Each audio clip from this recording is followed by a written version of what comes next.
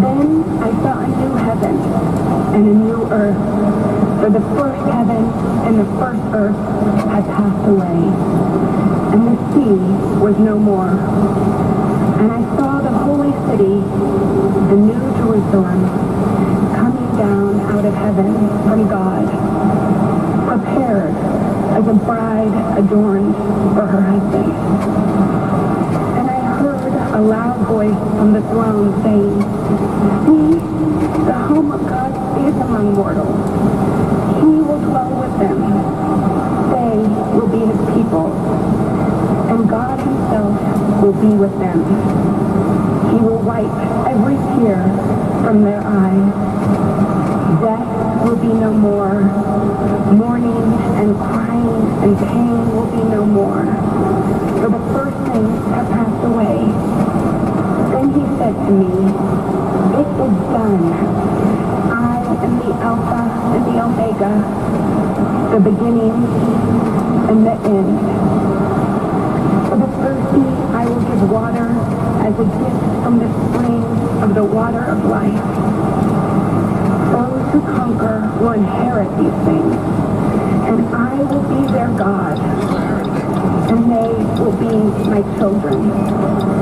And the city has no need of sun or moon to shine on it, for the glory of God is its light, and the lamp is the Lamb. The nations will walk by its light, and the kings of the earth will bring their glory into it. Its gates will not be shut by day, and there will be no night there." The word of the Lord.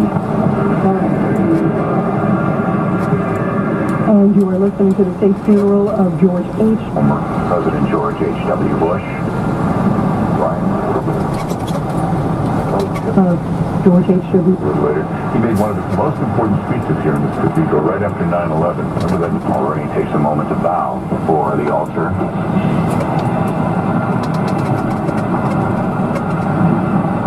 Do you remember where you were? The summer you left your teenage years behind and turned 20. Well, I was working in my hometown in northern Quebec, trying to make enough money to get back into law school. It was a tough job, but I was safe and secure, and had the added benefit of my mother's home cooking every night. On September 2nd, 1944, as we have just heard so eloquently from John, 20-year-old Lieutenant George Bush was preparing to attack Japanese war installations in the Pacific. He was part of a courageous generation of young Americans who led the charge against overwhelming odds in the historic and bloody battle for supremacy in the Pacific against the colossal military might of Imperial Japan. That's what George Bush did. This summer he turned 20. Many men of different talents and skills have served as president, and many more will do so as the decades unfold, bringing new strength and glory to these United States of America. 50 or 100 years from now, as historians review the accomplishments and the context of all who have served as president, I believe it will be said that in the life of this country, the United States, which is, in my judgment, the greatest democratic republic that God has ever placed on the face of this earth, I believe it will be said that no occupant of the Oval Office was more courageous, more principled, and more honorable than George Herbert Walker Bush.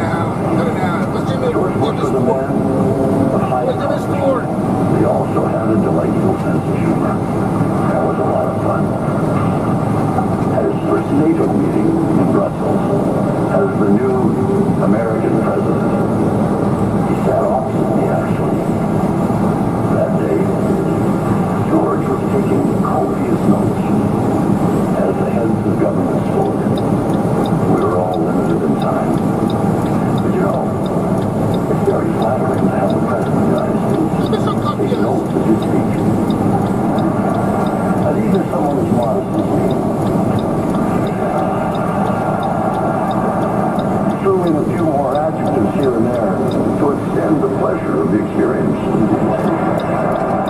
After President Mitterrand, Prime Minister Thatcher, and Chancellor Kohl had spoken, it was the turn of the Prime Minister of Iceland, who, as President Bush continued to write, went on and on and on and on, ending only when the Secretary General of NATO firmly decreed a conflict. George put down his pen, walked over to me and said, "Brian, I've just learned the fundamental principle of international affairs." I said, "What's that, George?" He said, "The smaller the country, the longer the speech."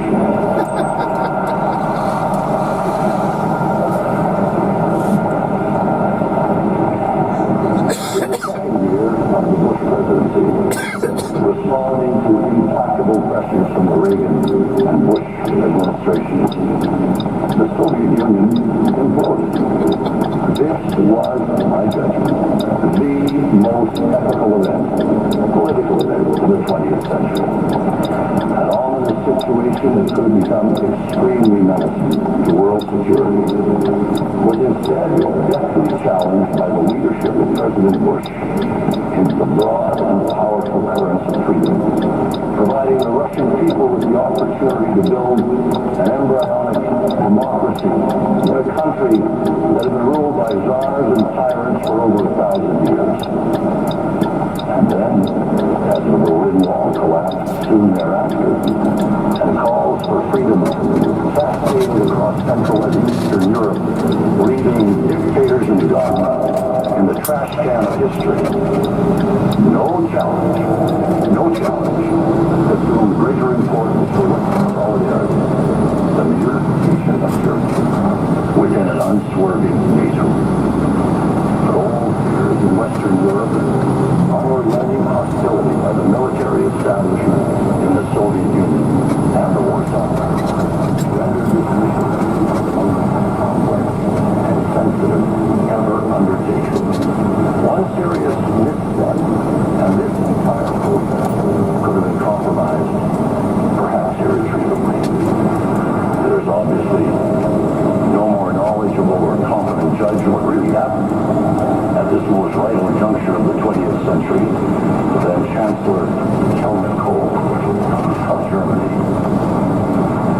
In a speech to a parliamentary commission of the Bundestag, Chancellor Kohl said categorically that this historic initiative of German reunification could never, ever have succeeded without the brilliant leadership of President Bush. Much has been written about the First Gulf War. Simply put, the coalition of 29 disparate nations assembled under the aegis of the United Nations, including for the first time many influential Arab countries, and led by the United States, will rank as the most spectacular and successful international initiative ever undertaken in modern history, designed to punish an aggressor, defend the cause of freedom, and ensure order in a region that had seen too much of the opposite for far too long. This was President Bush's initiative from beginning to end. President Bush was also responsible for the North American Free Trade Agreement, recently modernized and improved by new administrations, which created the largest and richest free trade area in the history of the world, while also signing into law the Americans with Disabilities Act, which transformed the lives of millions and millions of Americans forever. President Bush's decision to go forward with strong environmental legislation, including the Clean Air Act, that resulted in the Acid Rain Accord with Canada, is a splendid gift to future generations of Americans and Canadians to savor in the air they breathe and the water they drink, to the forests they enjoy, and the lakes, rivers, and streams they cherish. There's a word for this. It's called leadership. Leadership. And let me tell you, of America. Every single head of government in the world knew that they were dealing with a gentleman, a genuine leader, one who was distinguished, resolute, and brave. I don't keep a diary, but occasionally I write private notes after important personal or professional events. One occurred at Walker's Point in Kennebunk, Maine on September 2nd, 2001. Neil and I had been spending our traditional Labor Day weekend with George and Barbara. Towards the end, he and I had a long private conversation. My notes capture the moment. I told George how I thought his mood had shifted over the last 8 years. From a series of frustrations and moments of despondency in 1993 to the high enthusiasm that I felt at the Houston launch of the Presidential Library, to George W.'s election as governor in November of that year, to the delight following Jeb's election in 1998, followed by their great pride and pleasure with George W.'s election to the presidency.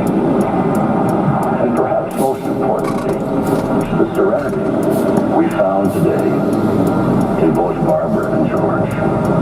They are truly at peace with themselves, joyous in what they and their children have achieved, gratified by the goodness that God has bestowed upon them all,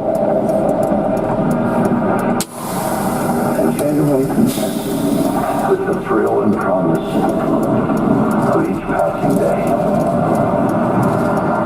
And at that, George, with tears in his eyes, as I spoke, said, "You know, Brian, you got us pegged just right, and the roller coaster of emotions we've experienced since 1992. Come with me." He led me down the porch at Walker's Point to the side of the house that fronts the ocean and pointed to a small, simple plaque that had been unobtrusively installed just some days earlier. It read, CAVU. George said, "Brian, this stands for Ceiling and Visibility Unlimited. When I was a terrified 18 to 19-year-old pilot in the Pacific, those were the words we hoped to hear before takeoff. It meant perfect flying. And that's the way I feel about our life today.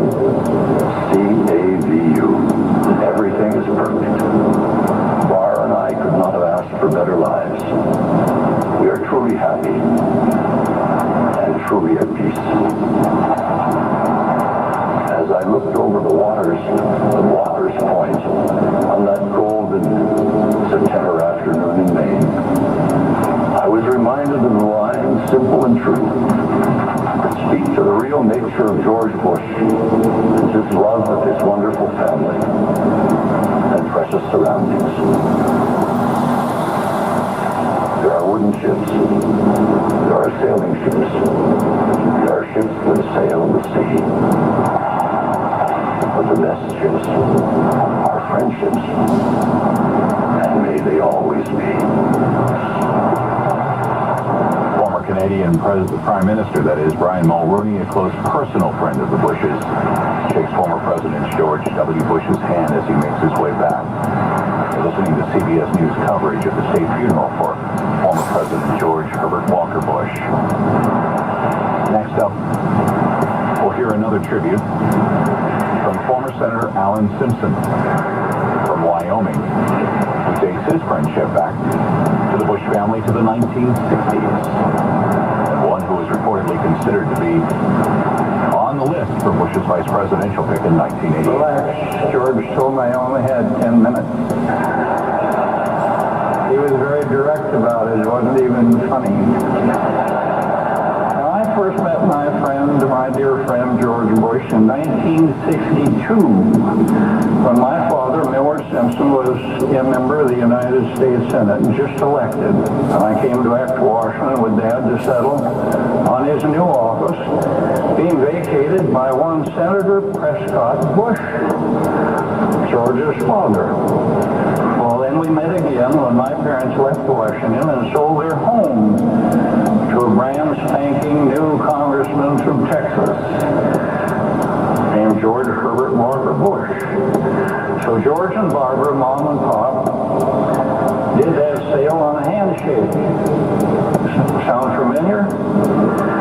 Then I came to the Senate in 1978, and soon after that, Ronald Reagan cornered me and asked me to support him for president. And I said I would, not knowing that my friend George would enter the fray. Hearing that, I called and I said, George, I want to tell you I'd love to help, but I've already committed to Ronald Reagan. George's response? Well, Al, I'm sorry about that. I probably should have let you know sooner. And actually, a guy doesn't get very many calls from a friend who says they can't support him. Sound familiar? Of course it does. Because in George Bush's theme of life, during all the highs and lows, there was a simple credo. What would we do without family and friends? And when he became vice president, our friendship, our enjoyable friendship was refreshed, and the four of us had many, many pleasant times together. Well, my life in Washington was rather tumultuous. I went from the A socialist to the D. I never came back to the A. In one dark period, I was feeling awful low, and all my wounds were self-inflicted, all of them. And George called me early one morning, always early in the morning, country music playing in the background, and he said, I see the media is shooting you pretty full of holes. Actually, he said it a bit more pungently than that. And he said, why don't we go up to Camp David? You and Ann come over and we'll have a weekend together. At that time, his popularity rating was 93%. Mine was 0.93. So off we went. The media, of course, all gathered as we headed to Marine One. As George said, now wave to your pals over there in the media, Al. And I didn't wave back.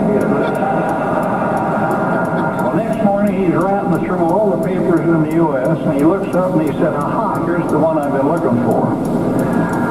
A picture of Barbara and Ann and George with his arm and hand on my back. And later we're having a sauna. And I said, George, I am not unmindful as to what you are doing. You are propping up your old wounded duck pal. While you're at the top of your game, you reach out to me while I'm tangled in rich controversy and taking my lumps. And he said, yep. There were staff members, Al, who told me not to do this. But Al, this is about friendship and loyalty. Sound familiar? Well, we had an awful lot of fun, too. Always a delight to be in the president's box at the Kennedy Center, off to a play at the National Theater of the Warner with the Bushes. And outside of the president's box one evening, there was a massive 6-foot vase with an extraordinary glaze. I hope you know the difference between a vase and a vase. $35. Now, George walked up to it and he said, Al, wait, I think that's Etruscan. I noticed that he said this blue-grayish glaze from that period, the clay that could only be found during that era. And I said, no, George. The patina patina there gives me the perception it was possibly older, perhaps of Greek origin, for that particular herbal paste before firing.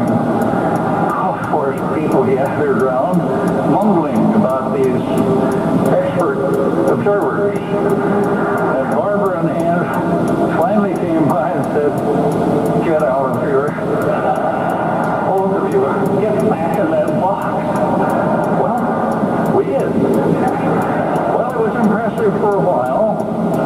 And then, of course, one night, the four of us went to see Michael Crawford, singing the songs of Andrew Lloyd Webber.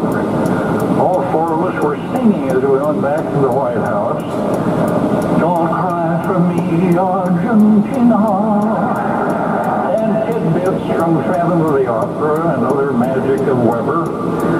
And a few days later, he's getting hammered by the press for some extraordinarily petty bit of trivia. And suddenly he sings out, "Don't cry for me, Argentina." The press then wrote that he was finally losing his marbles.